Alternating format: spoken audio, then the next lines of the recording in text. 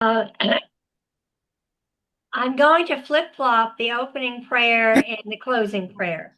The opening prayer originally was a little bit long. It was a Thanksgiving, which I thought we should share. But after what Marlene just said, this little short prayer that I had originally for closing has got to come here because it reiterates what Marlene was saying. And it fits beautifully. It's actually called the Servant Song, and it's a contemporary hymn. As most of you know, I'm not much into contemporary music because it repeats and repeats and repeats and repeats. And when this is sung, it does repeat. But I promise I'll only say it one time. But it so fits, Marlene, what you just said. Sisters, let me be your servant. Let me be as Christ to you. Pray that I might have the grace to let you be my servant too. We are pilgrims on a journey. We are sisters on the road. We are here to help each other, walk the mile and bear the load. I will hold the Christ light for you in the nighttime of your fear. I will hold my hand out to you. Speak peace you long to hear. Amen. Amen. Oh, sweet. Well, that was a good double dose, Marlene. Okay, we are going to finish chapter 3 in Kings, First Kings, and Jane will be starting chapter 4 since I'll be gone the next 2 weeks. But this is a story you all know. We have worked in chapter 3, we have gone from David's dying. He apparently lasted a bit, and what they went through because one of the sons was trying to take over the throne, knowing that David was dying, and Bathsheba, Solomon's mother, and Nathan, the prophet, high priest and prophet, he and the two of them went to David and said, "Do you know what your other son is doing?" So David officially announced and anointed that Solomon would be his successor. And he was young, we figure about 20 years old, and he was anointed and he was accepted very graciously by a large group of the Israelites. And through the chapter, we saw where he gave mercy to some of those who had been offensive in many ways to David. And he gave clemency to them all with an if. If you don't behave yourself, you're going to be in trouble. And we find out that they all misbehaved. And so Solomon then David said, it's okay. They need justice, needs to be done. And so they were eliminated, which showed a strength. This is kind of in God's planning too, because it showed that Solomon was not some wishy-washy kid on the throne. Okay, he was going to take charge, and you better be good. You better behave. Okay, you better be no betrayals. We'll work together. And Solomon was very good at that. It was a work together situation. So we did that, and then we went last week into the fact Solomon had a dream, which was actually a visitation from God, and God asked him what he would like to ask for a favor now that he was the king. And he didn't ask for riches or gold or power or prosperity, but he asked for wisdom. And when you think about it, that is the most, for anybody who is in a position of power, wisdom is so wonderful to have. Okay. It eliminates the ego. It opens up to the fact that you are conscious of the good of your people and you want this to continue. And there are several examples that have been given regarding Solomon's wisdom. And this last one we will do, and it's one we're all familiar with. Excuse me, I'm having real throat problems today. But but we're going to examine it a little bit. Okay. So we are going to turn to First Kings, and we're going to look at verses 16 through 22. Let's start at let's see. Janet, let's start with you. Would you please read 16 through 22? And you need to come off mute. Okay. Now 2 prostitutes came to the king and stood before him. One of them said, "Pardon me, my lord. This woman and I live in the same house, and I had a baby while she was there with me. The third day after the child was born, this woman also had a baby. We were alone. There was no one in the house but the two of us. During the night, the woman's son died because she lay on him. So she got up in the middle of the night and took my son from my side while your servant, was asleep. She put him by her breast and put her dead son by my breast. The next morning, I got up to nurse my son, and he was dead. But when I looked at him closely in the morning light, I saw that it wasn't the son I had born." How far? Continue the next, yeah. The other Verse woman. 22. Okay. The other woman said, "No, the living one is my son. The dead one is yours." Okay, and the first woman said, "No, but the dead one is your son, and the living one is my son." Thus they spoke before the king. I find it rather amazing. Today's courts are so filled. If you're accused of a crime, you know it's months. It can be years. I'm thinking here we got these babies were born just a couple of days ago, and I thought in today's society they would be about 5 or 6 years old before they got around to deciding whose baby this was, you know. But they were able to bring their problems before the king. That's pretty impressive. I think their court system is a whole lot better than ours is. So, but anyway, they are appearing before Solomon. Okay, so it starts out saying 2 women who were harlots came to the king and stood before him. This in itself is a remarkable testimony to the goodness and generosity of Solomon. Not many kings would take the time to settle a dispute between 2 prostitutes. And this is very true. He had an open heart for this. However, some think that these 2 are not harlots at all.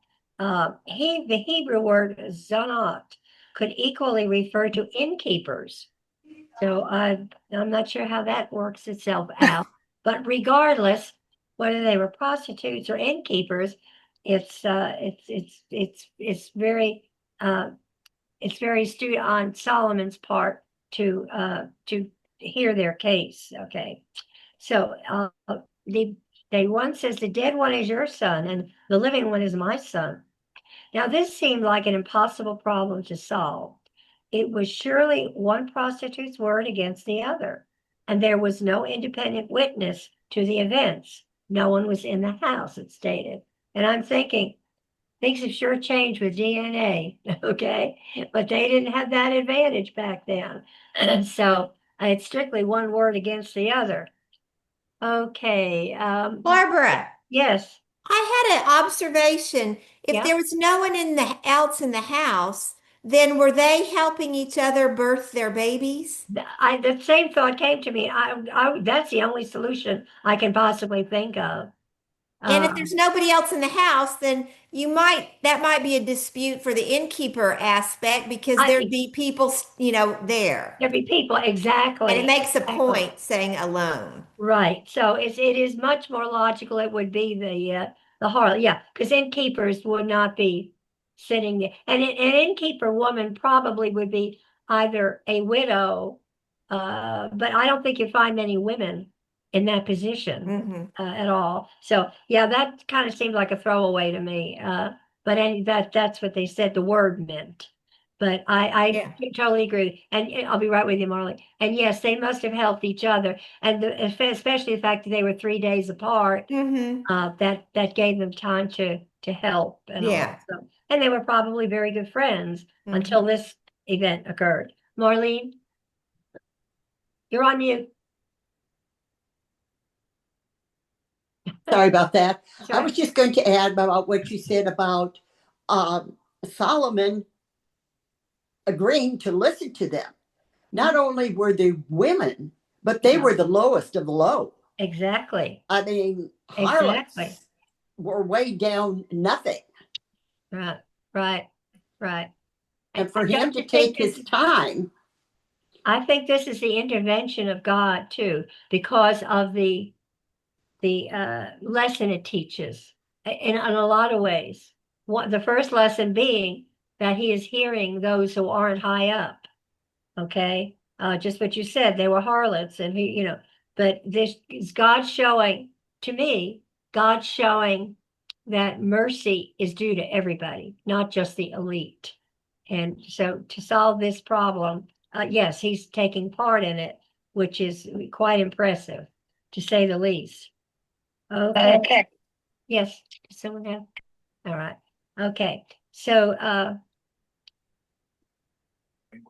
I'm sorry, okay, all right. All right. 23 to 27. Donna, would you read that, please? Sure. 23? 23 through 27. Okay. The king said, "This one says, my son is alive and your son is dead. Well, that one says, no, your son is dead and mine is alive." Then the king said, "Bring me a sword." So they brought a sword for the king. He then gave an order, "Cut the living child in two and get half to one and half to the other." The woman whose son was alive was deeply moved out of love for her son and said to the king, "Please, my lord, give her the living baby. Don't kill him." But the other said, "Neither I nor you shall have him. Cut him in two." Then the king gave his ruling: "Give the living baby to the first woman. Do not kill him. She is his mother." Okay. So Solomon's solution to the problem at first looked foolish, even dangerous. The wisdom of his approach was only understood when the matter was settled. In the same way the works, even the judgments of God, often seem strange and possibly dangerous, or even foolish, but time shows them to be perfect wisdom. And how many times have we maybe not gotten an answer to our prayer, and we're thinking, this is terrible of God, he should have judged in my favor, but he hasn't. But as time goes by, we do see the wisdom of his decision. Marlene? I was just going to say, and this is just my opinion. Mm-hmm. And you had said that, that God doesn't answer our prayer. In my opinion, my belief is God does answer every single prayer. And the answer may be him not doing anything, Yeah. but that's an answer. True. Very true. Always answers. Yes. Yes. Now, okay. Stop and think also. For what purpose did Solomon ask for a sword? When you're disputing over two children, that seems to be a very strange action. Bring me a sword. Okay. The action of wise princes are riddled for the masses, nor is it for laughing. I'm sorry. I've got a real mess in my thing here. The printer didn't work right.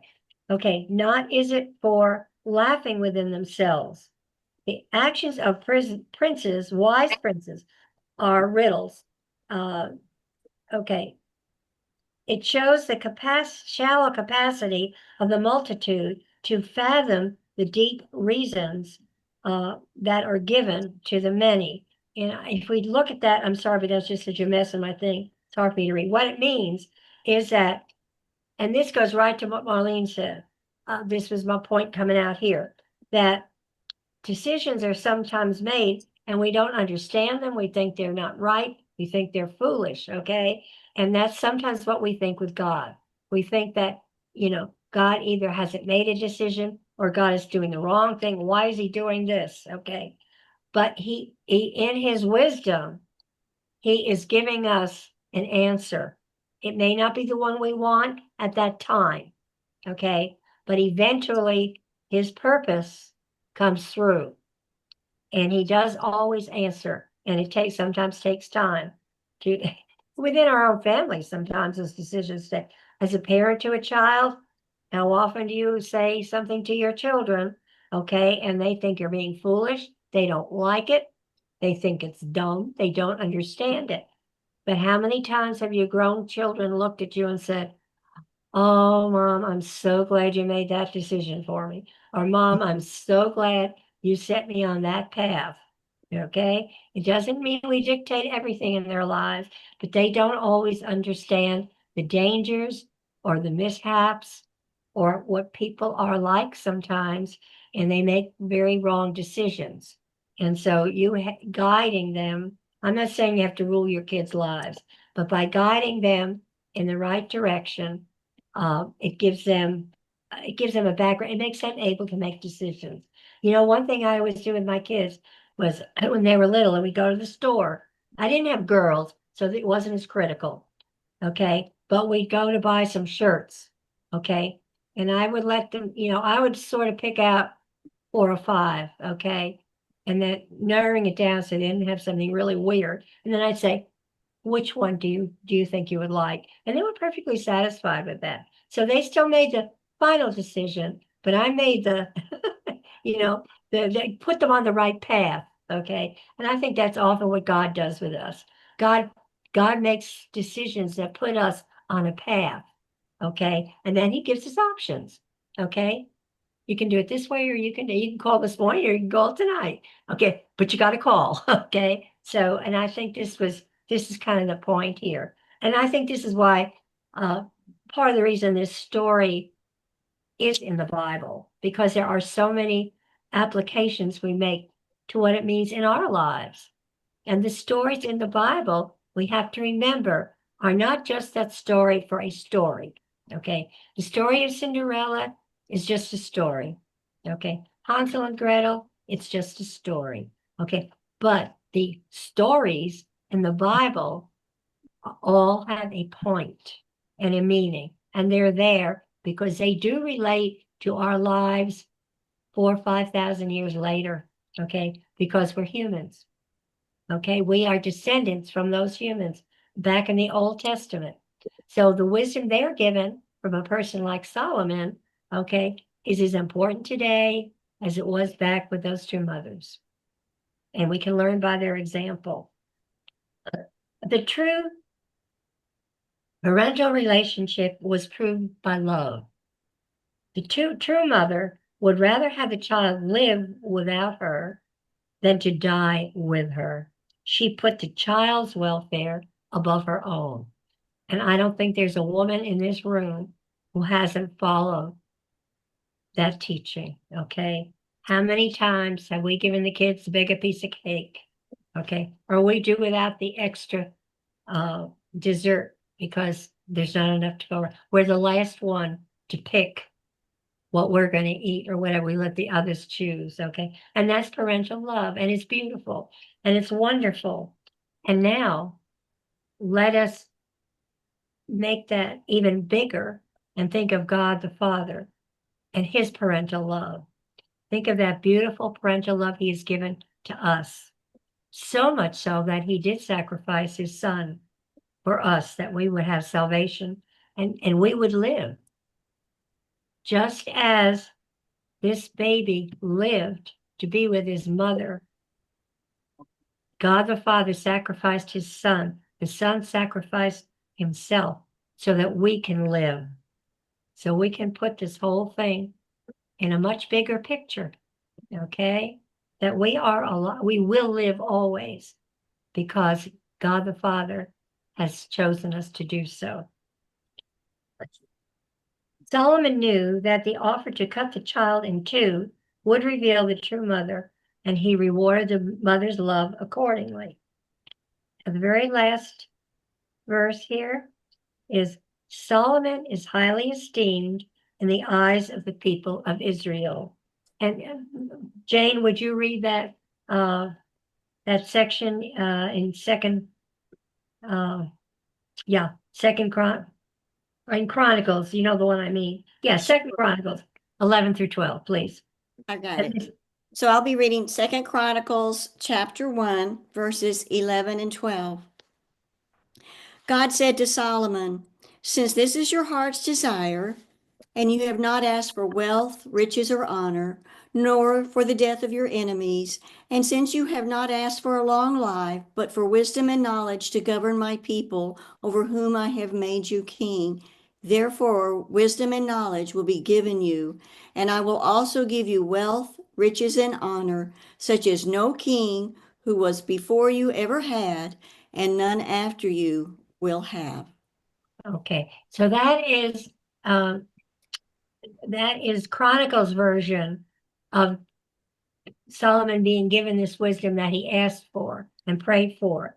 And it says here that all Israel heard of the judgment which the king had rendered, and they feared the king, for they saw that the wisdom of God was in him to administer justice.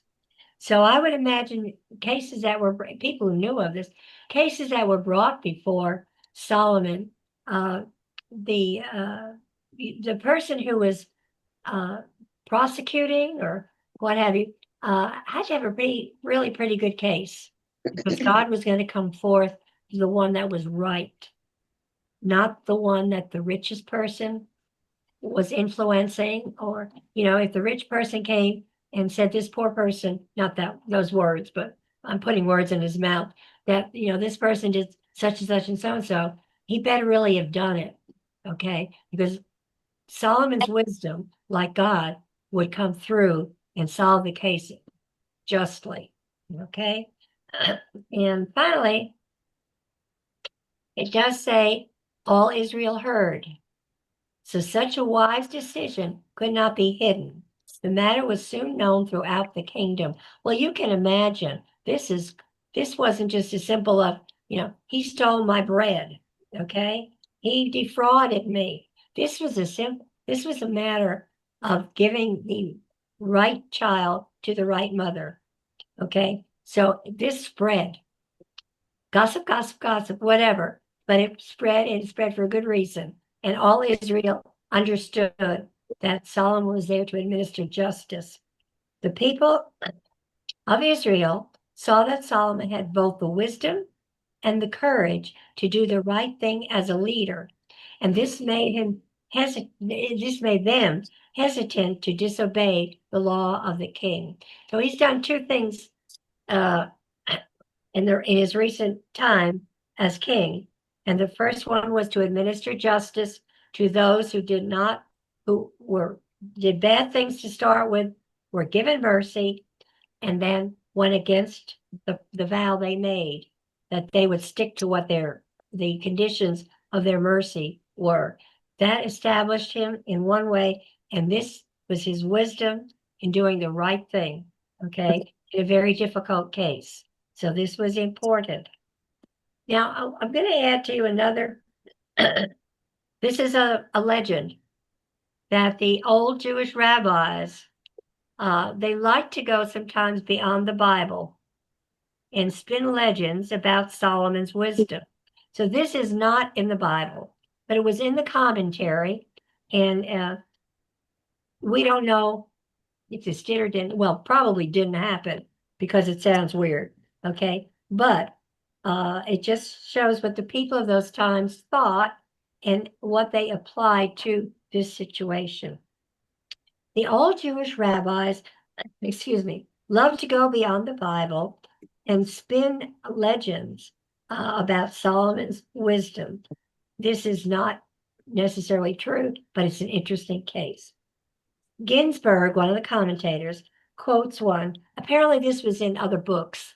This wasn't in the Bible, but it was found in some ancient writings, and that's why it's being put at this spot. Ginsburg, commentator, quotes one, telling of the time when a demon showed Solomon something he had never seen before. A Canaanite whom the demon brought up out of the ground, and Solomon immediately saw, I'm so sorry, that he had two heads. When the Canaanite wanted to return again, he could not go back to his dwelling place deep under the earth. So he married and had 7 sons, one of whom had 2 heads. When the 2-headed father died, the 2-headed son claimed a double share of the inheritance, but the other 6 brothers thought he should only get 1. The Sanhedrin couldn't decide the case. So Solomon prayed for wisdom and finally poured water on one of the heads. When he did, both heads flinched and cried out, and from this Solomon deduced that they were one person and should have only 1 share of the inheritance. Now that's quite a lot of thought being put into that. So true or not, it's kind of an interesting little story, but whoever would have thought of that? But the fact that he felt in one head and it was felt in the other had to make them one. So, and with that, we will end chapter 3. Thank you for your attention. It's all yours, Jane. Okay, thank you, Barbara. That was so good. I especially loved how, and when you were talking about the mothers and the baby, and your analogy that you used in your own life with your boys, and how you would pick out the shirts and guide them to the path, but let them make the ultimate decision, was truly, truly a good lesson, I think, for all people. I Thank really you. enjoyed that. Thank you Thank so much. All right, girls, we're going to get into chapter 4 now. And I'm going to open up by reading something from the book of James. In James chapter 1, verse 5, it reads, "If any of you lacks wisdom, he should ask God, who gives generously to all without finding fault, and it will be given to him." And I love that verse. We've all heard it before, right? But that's exactly what Solomon did. When God came to him in the dream and asked him what he wanted, he literally asked for wisdom. And God gave it to him, and he will give it to any of us who ask for it as well. And to me, that's just so comforting. I don't often think about asking for wisdom. I should definitely be thinking about that more. So I love that verse from the book of James. And I wanted to open that because Solomon used that very guidance, and it What worked. was the scripture again in James? Pardon? What was the scripture again? It was James chapter 1, verse 5. Okay. So when God approached Solomon in a dream and asked him, what do you want? Solomon answered, of course, he wanted wisdom. But I'm going to read to you what Solomon's answer was in both Kings and Chronicles as a refresher. So in 1 Kings 3:9, Solomon made his response this, and I'm just not reading the whole thing, just kind of paraphrasing. Quote, "Give your servant a discerning heart to govern your people and distinguish between right and wrong." In 2 Chronicles chapter 1, verse 10, it mirrors that same thing by condensing it somewhat and saying, "Give me wisdom and knowledge." So God was so pleased with Solomon's answer. He gave him what he asked for and much more, as Barbara's lesson just told us. Wisdom from God opens your eyes and it opens your minds. And in chapter 4, we will see more of God's gift to Solomon come to light. In this chapter, we see Solomon as king. He has everything going for him. God selected him. God is well pleased with him. God speaks directly to him in his dreams. His father David lined everything up for his son, preparing him for the monumental task of building the temple and for residing over all of the kingdom. That's a big chore for a young man. But everybody, especially God, put everything in place to help make this go as smooth as possible for Solomon. And there is peace in the land, and the people are happy. And we'll talk a little bit more about that later. Solomon reigned for the same number of years as his father David did, which was 40 years, from about 971 BC to 931 BC. Solomon solidifies his reign as king over Israel. Administration that reflects both his wisdom and his strategic planning. Solomon appointed key officials, ensuring that his government would run smoothly. This delegation of authority reveals the king's understanding of governance, showing that effective leadership often relies on empowering capable individuals to assist them. His selection reveals both the divine wisdom granted to him by God and his father David's legacy. His administration encompassed priests, scribes, military leaders, and regional governors tasked with providing the king's needs and managing the vast territories under his control.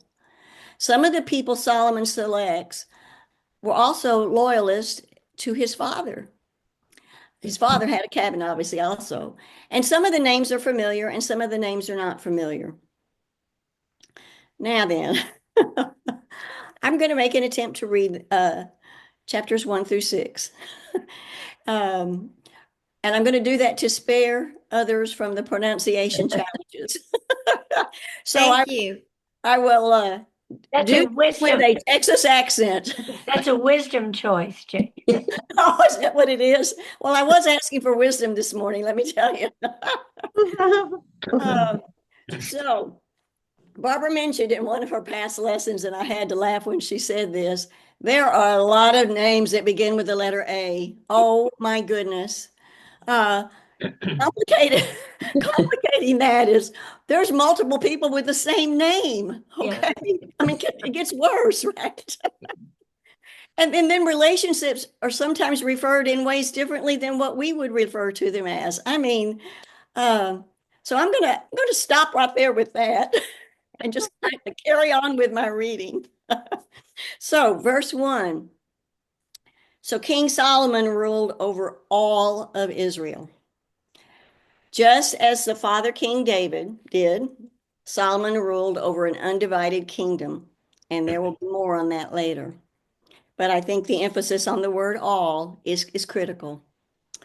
Verse 2. And these were his chief officials: Azariah, son of Zadok the priest, Elioreph and Ahijah, son of Shisha, secretaries, Jehoshaphat, son of Ahilud, recorder. Now then, this got confusing to me, so I'm just going to share with you. Note the word officials is used in the NIV version, which is what I'm reading from. But in the King James version of that description, instead of using the word officials, the word princes, not princess isn't a girl, but Princes, plural of the word prince, is used instead of officials.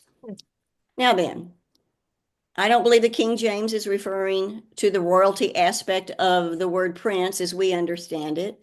I believe it must mean something along the line of the offices requiring high skill, great importance, trust, loyalty. And I even found one reference that linked the word Princes, princess, with principle, inferring importance. Now then, also in verse 2. Jane? Yes, ma'am. The commentary on King James Bible says, rather, the princes in the King James Bible mean high officials. Okay. Yeah, their importance level is high. It's Thank high. you for that. My King James does not have any commentary at the bottom. And I didn't delve into that. So thank you so much for sharing. Mm-hmm. Jane, mine says governors. Yeah, Governors? governors Okay. too. District governors. Chief Okay. administrators. What Bible do you have, Marilyn? It's a New King James.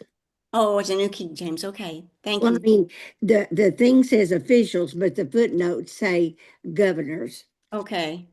Okay. I got another one for you, Jane. Oh, no. This is NIV, but different from what you're saying. It says the 12 district governors were Yes. responsible on a rotating basis for taxation and provisions for food for Solomon's court and animals. The geographical divisions reflected social and political realities rather than traditional tribal boundaries. I thought that was kind of interesting. It is, and that pertains to the governor aspect of it, that which we'll get into in just a minute, and that's very true. Yeah, it wasn't just divided governors based on tribes. You know, Yeah. you hear 12 governors, you think 12 tribes, but there are more geographical aspects to Yeah. that selection too. So appreciate you sharing that.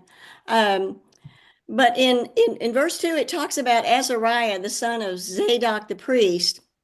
So just a couple of comments on that. Zadok, as we well know, was appointed as priest at Solomon's second anointing. That was in 1 Chronicles 29:22. But before that, Zadok, along with Abiathar, were priests under King David. So hold that thought. Zadok was in the Bible here, it says Azariah was the son of Zadok. But actually, that's not true, because Zadok was actually the grandfather to Azariah. Now then, how do I know that? Because First Chronicles, the whole first 10 chapters, is a chronological, genealogical listing. And so I looked at chapter 6 and verses 8 through 9, which talks about the lineage of Levi. And specifically, we'll break down the lineage of Aaron. Anyway, it reads, Zadok was the father to Ahimaaz, another A name. Ahimaaz was the father of Azariah. The word son, S-O-N, son, was often used in place of grandson, referring to a son's son, the family lineage. So it can be a little bit confusing, along with everything else that adds confusion. So, verse 3. Okay, let me look at my eyes here. Elioreph and Ahijah, sons of Shisha, were secretary. Jehoshaphat, son of Ahilud, was recorder. Secretaries were more like scribes in those days, and that made me think about back in high school days. I don't know, some of y'all are too young, but some of y'all might remember taking shorthand, the infamous shorthand, right? Our mother was a master of shorthand and could write like a gazelle running away from a tiger. She was so fast. But I can't even imagine a scribe having to write down all the things that especially with those names. Especially with those names. Oh my gosh, isn't that the truth? Jane, Yes. a definition from the King James Bible. His job, meaning Jehoshaphat, was to call to remembrance past history and preserve the king's decisions and experiences for the future. Similar jobs today would include registrars, court reporters, and official historians. Thanks. That's awesome. Yeah, if we didn't have the scribes, we wouldn't have the Bible. That's right. Right. So, Jane, yes, Barbara. how many of you are old enough to remember the expression Holy Jehoshaphat? Oh, yes. That's an old expression. Okay, how What many did of it y'all mean? how many of y'all who are not old enough to raise your hands for that? Oh my I goodness. always heard it as jumping Jehoshaphat. Yeah. Yeah. What did you hear? Yeah. Jumping Jehoshaphat. Yeah. Okay. Mhm. Mm. Okay. So yeah. Jehoshaphat was also a recorder. He had the same job under King David. So this shows, I think, another side of wisdom to Solomon. He's relying on good people that his father trusted to carry on the same job that they knew so well, rather than bringing in all new people. Verse 4. Jane, Yes, ma'am. I think also this is showing us that while not everyone could read and write, the common man probably could not read and write at that time because there weren't formal schools like we think of, but that there were a lot of official people who could read and write, or had scribes who could read and write, because they would be putting down the history, well, putting down the events as it happened for history. Yeah, I think they knew that eventually, or maybe I was just optimistically thinking, but the course of things, more and more people would start receiving some degree of education and some degree of reading as time goes on, and that the people of, I think they're scribing instead of for the people at that time, they're scribing for the future, right? Right. They wanted that history for the future. Yeah. But that practice didn't end. I mean, in the Middle Ages and all, the Bible was copied by scribes and by monks and all, because the common people did not read the Bible. They couldn't read. And that was why we got so many problems with what does the Bible mean, because it was strict, or do we agree with what the Bible. This is especially a problem in the Catholic Church. Let me preface it, because they were very strict, much stricter on their parishioners and their members than the Protestants were. And that is partly because it was up to the priest to interpret what he read. The people were not allowed to read the Bible, and most of them could not read. So you're talking a couple of thousand years after this time.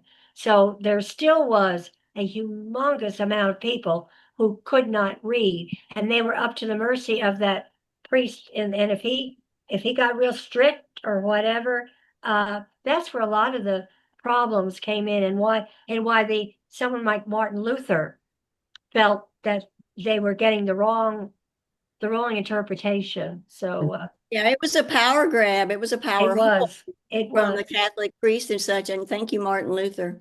Yeah. And also, this would have been, well, I was in high school, so the 1950s. And Barbara, you would have been even more involved. Up until those times, the entire Catholic service was done in Latin. Oh, yeah, yeah. It was not done in English. And I remember that during the 1950s, they started, I don't know how, but started putting it into English, the service into English, and the outcry that this would be the end of the Catholic Church, because the people would actually understand what was being said. Yeah. And Barbara, you were in the church at that time. You know more about it than I do. Yeah, no, you're exactly right. I graduated college in 63, and we still were doing the service in Latin.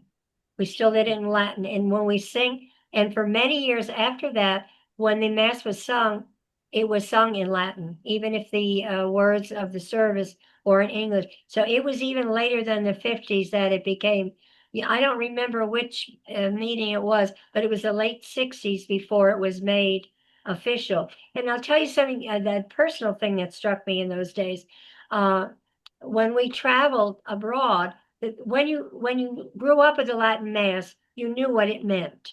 Okay, you did know the English prayers and all. That was not true back in the Middle Ages. But but what I loved about it was we traveled this was when I was married. We traveled to Italy, and we traveled to South America. We traveled to Mexico, and I could no longer fit in. And I remember, funny story. I hate to take your time, but it's funny. Okay, I was dating a fellow. We were in Rhode Island. He was at the officers training school there. And we went to church Sunday morning. Okay, and it was a Latin Mass. So we sat through and it was time for the sermon. And Stuart and I are sitting in the pew, and all of a sudden this man is going on, blah, blah, blah, blah, and I looked at him.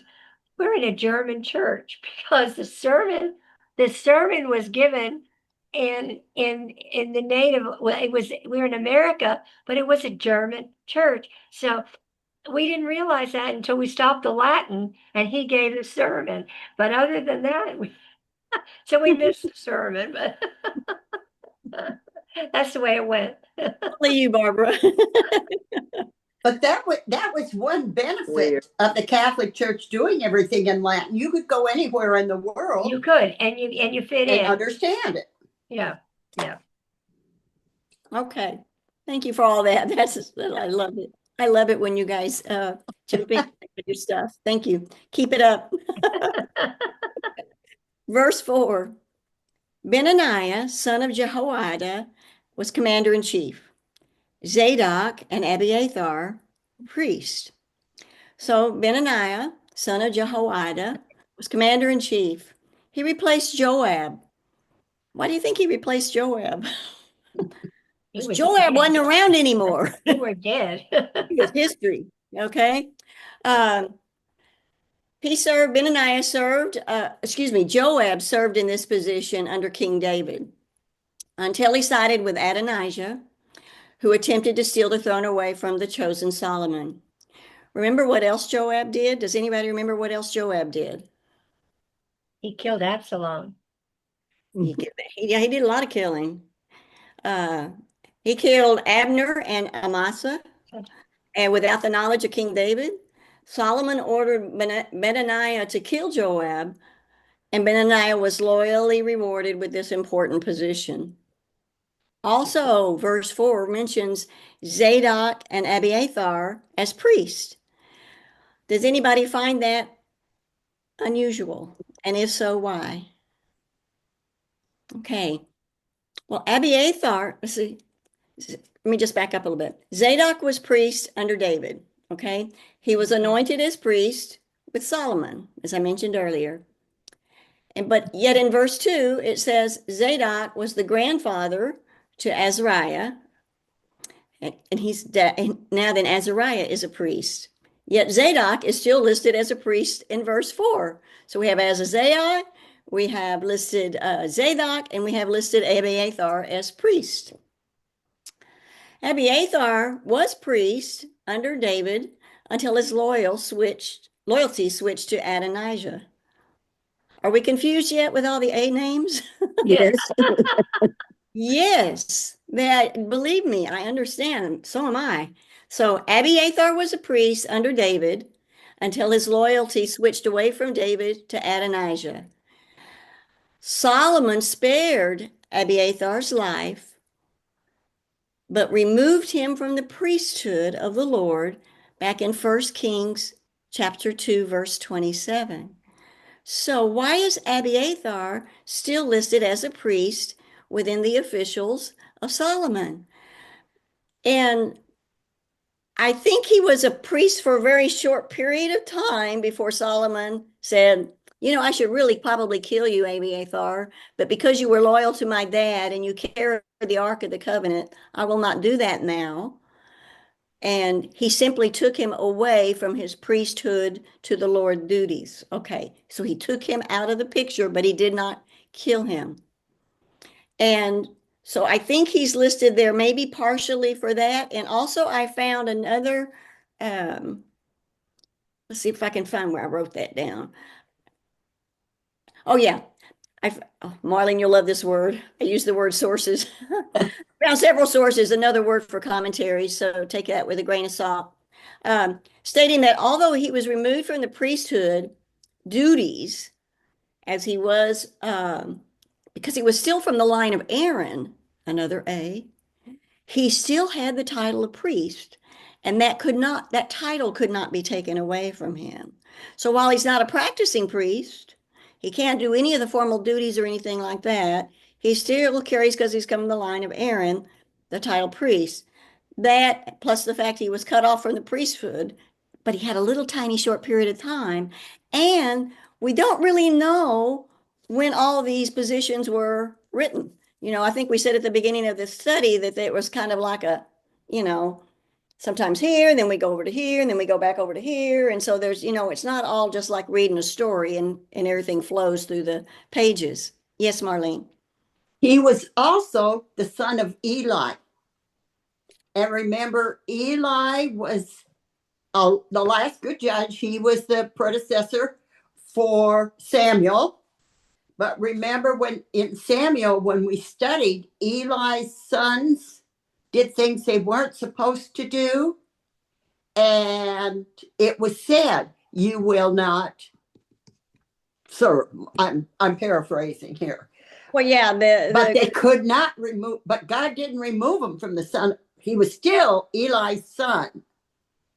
well, I think we mentioned way back when that when Abiathar, he was actually the only survivor from the city of Nob. Mm-hmm. And I thought he was the son of the priest at this in the city of Nob.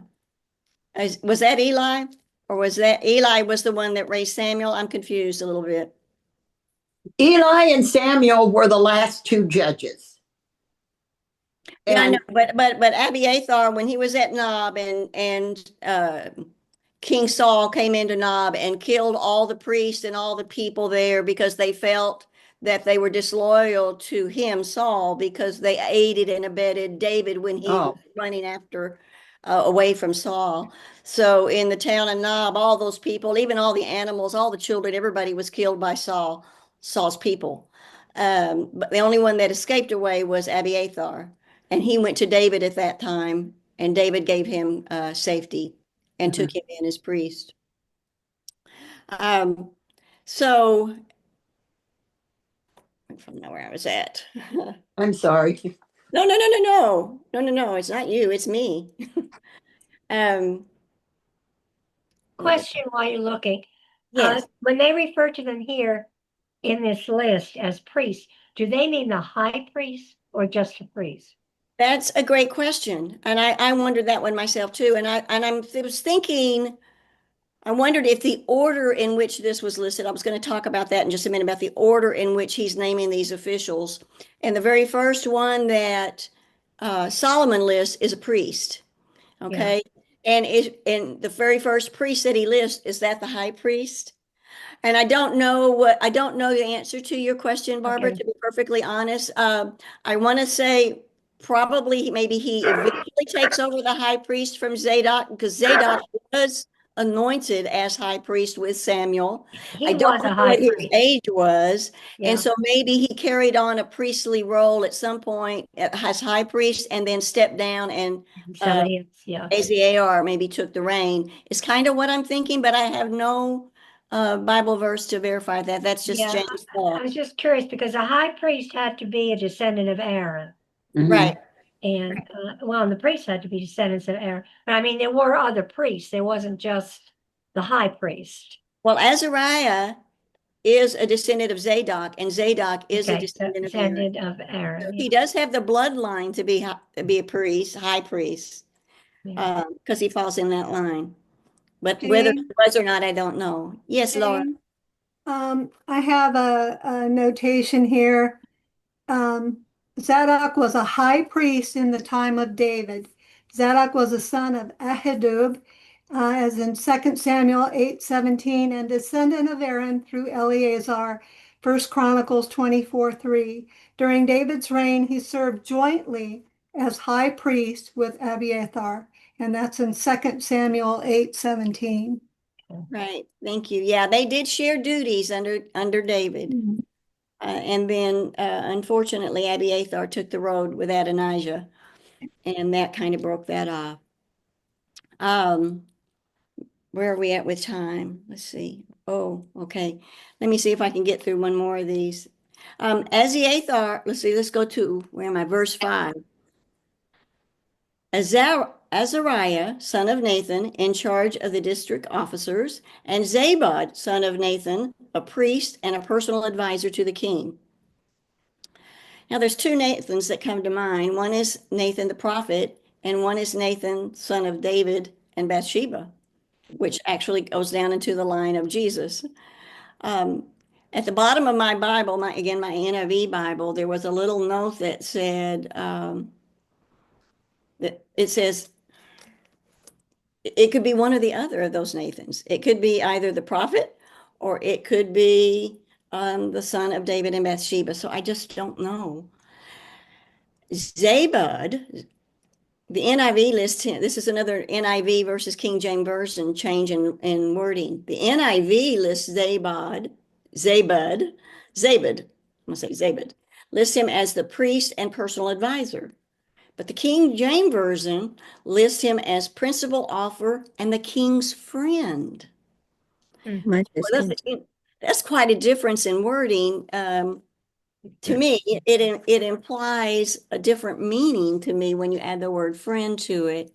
I kind of like the idea of a friend, because when you're going into a difficult job like Solomon was, it would be good to have a good friend along with him. I looked through the genealogy in First Chronicles in chapter 6 with the line of Levi and stuff, a real quick scan, but I did not find Zabud or Nathan there. I was just trying to see what I could find. I couldn't find anything in that. So I don't know the answer. I don't know which Nathan it is, but we're just going to move on, because the Lord tells us what we need to know, and what we don't know, we just keep going forward. I'm going to try to get this in real quick.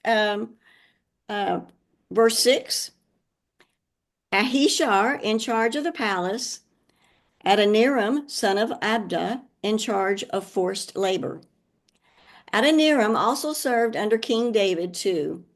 Again, another example of him pulling from the past rather than bringing in all new people. So there's some continuity to the transfer of kingdomship. Experience counts a lot. And Justice, I probably won't get into this, but I'll just tell you this real quickly. Justice Solomon's cabinet is mentioned in the Bible. So was David's to a lesser degree in 2 Samuel chapter 8, verse 15. And we'll start with that next week, okay? Because I think we're about to run out of time. We got, 3 minutes left, and we'll let Barbara, are you going to do anybody got any questions on anything we covered thus far? I will tell you this. Don't worry. Next week, I'm not going to read all the names in the next section of the 12 governors. I'm just telling you. Good job. You did a good job. Don't not tune in saying, oh, Jane's just going to read those names. I'm not going to do all of them. I will do some of them, though. So, we're eternally grateful that you are reading them. Yeah, well, Yeah. Attempt to read, I think, is better stated. Have your map handy, because hopefully we'll get that far. We will next week. So yes, please have those maps. And did anybody that's listening here not get able to print the map? Kim. But you have it. I couldn't even open it. I couldn't. It opened, but when I tried to forward it to Rusty for him to print it, it wouldn't work. But you have it in your packet. It's in my phone, so yeah, I can refer to it. Yeah. Kim, and to others, I apologize. I don't know. I know it must be something on my end, because a number of people had trouble with it. And I've been scanning on my phone because my scanner isn't talking to my laptop. And I am not a technical whiz, so I know the problem is on my end, and I apologize for the trouble on this. I'm not worried about it. So anyway, that's the scoop. Barbara, are you going to close us in prayer today? I got it. Okay. This is a prayer of general thanksgivings, and our group is so good about praying for our sisters, and personally, I just thought it'd be good to bring out a thanksgiving for everything that God does for us.